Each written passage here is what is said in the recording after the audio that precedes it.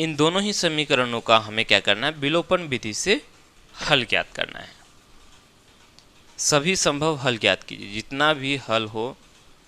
प्रथम ये हो गया 2/4 मतलब 1/2, 3/6 मतलब 1/2, तो A1/A2 और B1/B2 बराबर हो गया 8/7। A1/A2 बराबर है B1/B2, लेकिन C1/C2 बराबर नहीं है, मतलब इसका कोई हल निकलेगा ही नहीं, क्योंकि ये दोनों ही जो है समांतर हैं। इनका जब हम लोग ग्राफ खींचेंगे तो ये समांतर, इसका हल नहीं निकलेगा। चलो, चूंकि हमें इसको बनाना है, बना करके दिखाना है, तो हम इसको बनाएंगे विलोपन विधि से। ठीक है, सबसे पहले क्या लिखेंगे, हल। अब जो दिया हुआ है उसको लिख लेते हैं। ठीक है, दत्त समीकरण युग्म लिख लिया। इतना क्या क्या है, तो 2x जोड़ 3y बराबर 8, ये समीकरण 1 है। उसके बाद 4x जोड़ 6y बराबर 7, ये समीकरण दूसरा है। क्लियर, इतना हो गया। अब चूंकि हमें क्या करना है, इसको विलोपन विधि से हल करना है। विलोपन विधि में हम क्या करते हैं, किसी एक पद को, चाहे तो x को या y को डिलीट करना है, विलुप्त करना है, गायब करना है। ठीक है, मैंने क्या बताया, सबसे पहले चिन्हों को देखेंगे। तो देखो, x का चिन्ह जोड़ में, यहाँ भी जोड़ में, तो x दोनों जोड़ में है। उसके बाद y को देखो, ये भी जोड़ में, ये भी जोड़ में, y भी जोड़ में, दोनों का चिन्ह सेम है ना। जब चिन्ह एक जैसा हो तो हम घटाएंगे। पहला कॉन्सेप्ट, पहला याद रखो, क्या करेंगे, घटाएंगे। अगर कोई एक जोड़ में और एक घटा में, जैसे ये जोड़ में और ये घटा में हो जाता, तो हम इसको जोड़ देते। ठीक है, अगर x में, ये घटा में, ये जोड़ में अलग अलग चिन्ह होता तो जोड़ देते। ठीक है, क्लियर। तो हमको क्या करना है, इन दोनों समीकरण को घटाना है। क्लियर, पहला याद रखना है, क्या करना है, घटाना है। अब घटाएंगे तो किसको, आप अब डिसाइड करो कि किसको डिलीट करना है। डिलीट किसको करना है, चाहे तो x को डिलीट करो या y को गायब करो। तो x को खत्म करने के लिए दोनों x बराबर होना चाहिए, है ना। यहाँ 2 है, यहाँ 4 है, तो बराबर हो सकता है। अगर हम इसको 2 से गुना कर देंगे तो 2 दूनी 4 हो जाएगा। ठीक है, उदाहरण 11 में हम लोगों ने दोनों समीकरण को गुना किया था, यहाँ करने की जरूरत नहीं है। अगर हम यहाँ 2 से गुना करेंगे तो कितना हो जाएगा, 4 हो जाएगा। चलो, तो समीकरण 1 को 2 से गुना कर दो। याद रहे, अब क्या करना है, घटाना है। तो लिखेंगे यहाँ समीकरण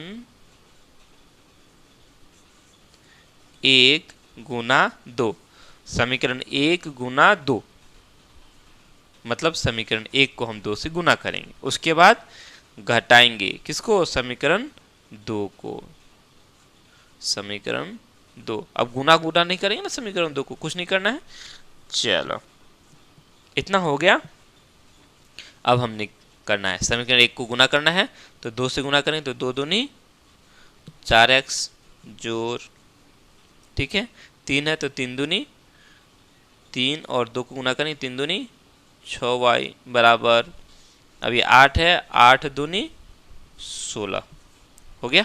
अब समीकरण 2 क्या है, समीकरण 2 है 4x जोड़ 6y बराबर 7, यही है। क्लियर, चलो अब इस तरह से लाइन खींचना है। उसके बाद चूंकि हम घटा रहे हैं, अगर यहाँ जोड़ लिखते तो यहाँ कुछ करने की ज़रूरत नहीं था। अब चूंकि यहाँ घटा लिखे हैं तो चिन्ह बदलना है। इसका चिन्ह जोड़ में है तो इसको घाटा में लिखेंगे, इसका चिन्ह जोड़ है तो यहाँ नीचे घाटा लिखेंगे, 7 का चिन्ह जोड़ है तो यहाँ घाटा लिखेंगे। क्लियर, अब नीचे वाला चिन्ह 4x का चिन्ह घटा हो गया, इस 6y का चिन्ह जो घटा हो गया, 7 का चिन्ह घटा हो गया। ठीक है, तो अब देखो 4x जोड़ में, ये 4x घटा में, दोनों क्या हो गया, डिलीट हो गया, खत्म। देखो ये 6y क्या है, जोड़ में है, और ये 6y किस में, घटा में है, तो ये दोनों भी डिलीट हो गया। ठीक है, जब ये पूरा डिलीट हो गया तो बचा क्या, इधर में 0 बचा, इधर में क्या बचा, 0 बचा। उसके बाद 16 में से 7 चला गया 9, और बताओ 0 और 9 बराबर होता है क्या कभी? 0 और 9 बराबर होगा? यहाँ हम दिखा रहे हैं कि 0 और 9 आपस में क्या है? बराबर है। क्या बता रहे हैं? बराबर है। तो बोलो क्या ये सही है? नहीं है, सही नहीं है। ठीक है, नहीं है ना? तो यहाँ लिखेंगे, या हम यहाँ लिख सकते हैं, क्या लिखेंगे?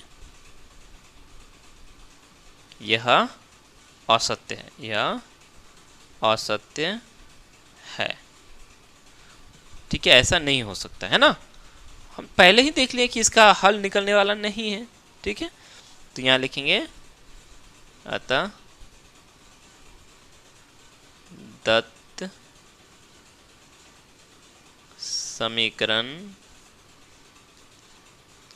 युग्म का